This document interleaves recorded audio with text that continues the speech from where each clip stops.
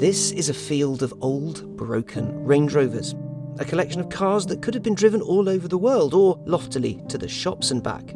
Their day to the untrained eye is done, but to Kingsley cars, these are blank canvases to be given a new lease on life. That new lease on life comes in the form of a Kingsley KC, KR or KA. Each one of them starts with a thoroughly knackered Range Rover, like the ones over there, and it's then put through a rigorous restoration process. The body is removed from the chassis. The panels are then taken off, inspected, and then repaired or replaced as necessary. Any rotten bits under the skin are again repaired and coated to make them future-proof, so they shouldn't dissolve further down the line. The exhaust system's replaced, as are the wheels, and then the body is retrimmed and repainted. That's what happens with the entry-level KA, but you can tick a lot of boxes from there on out. Kingsley's fettled the Rover V8 to produce up to 310 horsepower, depending on spec. It'll do over 25 mpg as well. You can have an LS swap in there as well, if that's your cup of tea. A fruity exhaust can be added to match, and Kingsley's working on beefing up the original transmissions too.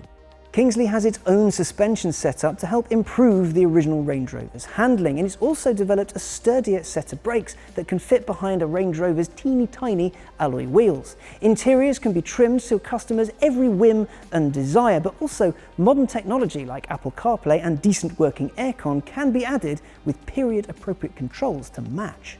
That's just a big list of things you can do to a car though. It's how Kingsley does it that blows you away. The team that build these things come from all over the UK's car industry, from OEMs to artisan resto modders. The attention to detail is stunning. From flawless paint to perfectly laid out brake lines, you know that these things are just incredibly well built. Why though? Why classic Range Rovers? And why go this far with them? Well, Damon Orlov, Kingsley's founder, loves them. Well, I was brought up at the back of the Land Rover factory. For us, the factory really was almost like a playground. There was nowhere else to play. So we played in the storage yard of the factory and around the jungle course.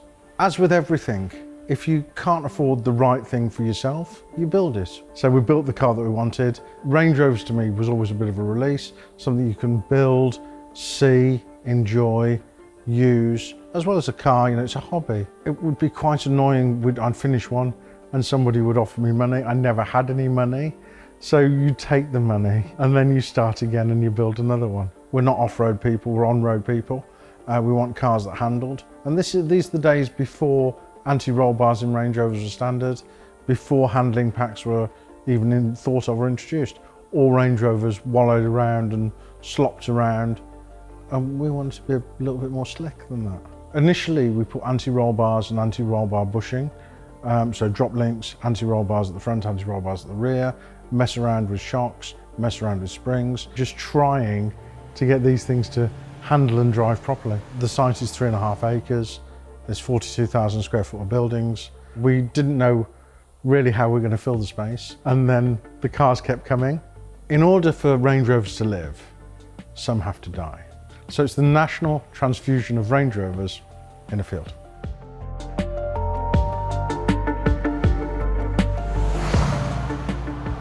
The proof, as they say, is in the pudding, but we'll get to that a little later. First, a word on the original Range Rover, that classic. Let me be candid and say, when I was younger, we looked like gangsters. It was the gangster car. We were sat 1.5 foot above every other car on the road. It's easy to forget with these days where everybody's in a large nuclear missile, but it wasn't like that. Cars were small. We sat higher. We were kings. It oozes cool on pretty much anything it touches. It's awesome, but, as Damon said, it is deeply, deeply flawed. For example, the rot. It's a car where no consideration was given to corrosion. Everything is built so that when the wheels go round, they throw mud into the corner. The mud holds the moisture causes the corrosion. They rot really easily, and when the car gets to us, I forget the horror of customers' faces, because we're like the doctor who's saying, "I'm really sorry, Mr. Jones, I've got some bad news." It doesn't matter, because we're going to cut it out, remove it all, and start again. Poor design in a time long before CAD means that, well, they do dissolve. Then the electrics are hilariously complicated for something over 30 years old. And then there's the drive. It's of its time.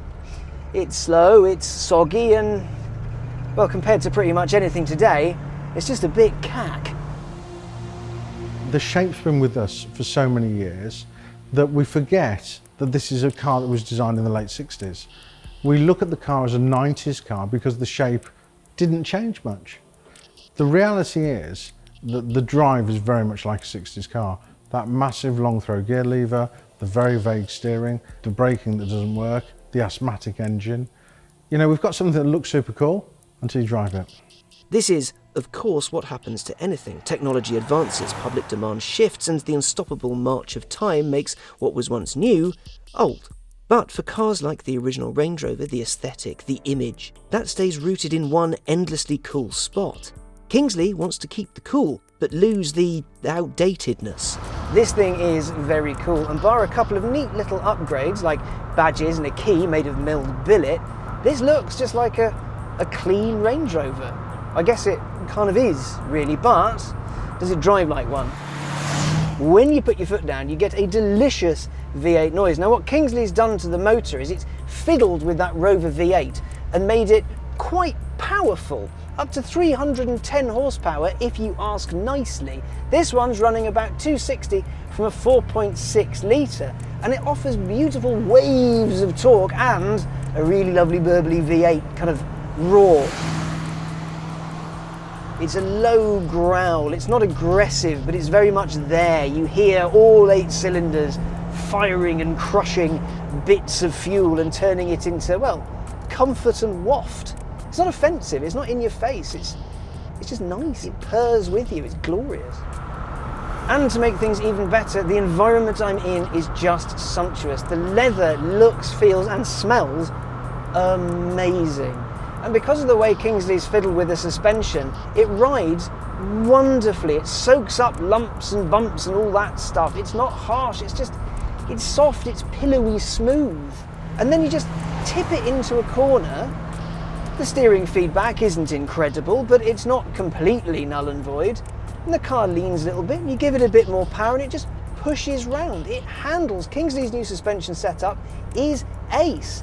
And with the motor just working so seamlessly, with beautiful torque delivery, it's old school, but it's the idea of the old school that you always wanted to have, not the harsh reality of the genuinely dreadful, unmolested Range Rover Classic. Stuff like CarPlay, it works. I plugged my phone in earlier and I listened to my own terrible music rather than having to rely on whatever radio station comes with the original kit. Kingsley's also sorted its own brakes for this thing. They're not the sharpest in the world, but they're not supposed to be. They're just supposed to be better than the original Range Rover, and they are. You still have to think a little bit about what's coming up, but not as much.